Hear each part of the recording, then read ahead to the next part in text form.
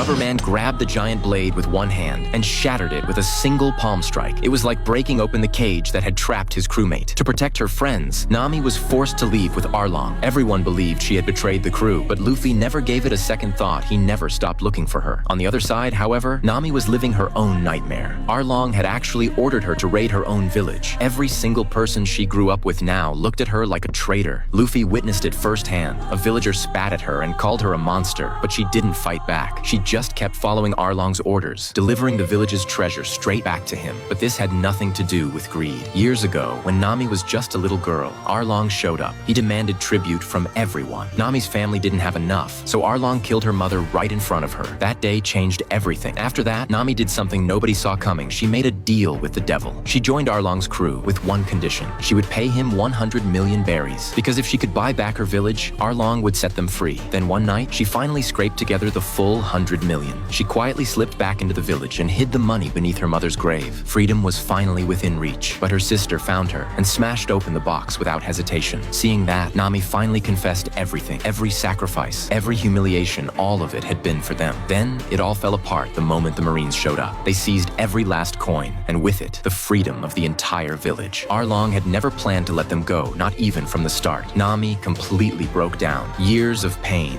all for nothing. That's when Luffy appeared by her side. He didn't say much, he just placed his straw hat on her head. It was the thing he treasured most in this world, and it was his promise to Nami. He went straight on the offensive and stormed Arlong Park, but Arlong was stronger, faster, a flat-out beast. Luffy couldn't overpower him, so he did something smarter. He started tearing the buildings around them apart. If this place was Arlong's dream, then Luffy was going to rip it apart with his own two hands. Arlong swung at him in a blind rage, and Luffy came right back with his rubber fists flying. Before Arlong could even react, Luffy pulled one more move. He stretched his legs straight through the roof, then came crashing down on Arlong with everything he had. As the building collapsed around them, Arlong and Luffy plummeted together to the very bottom. The whole structure came down in an instant. Everyone watching held their breath. Nami barely even dared to breathe. But before long, Luffy burst out from the rubble. He looked straight at Nami and said it loud and clear. They were crewmates, now and always.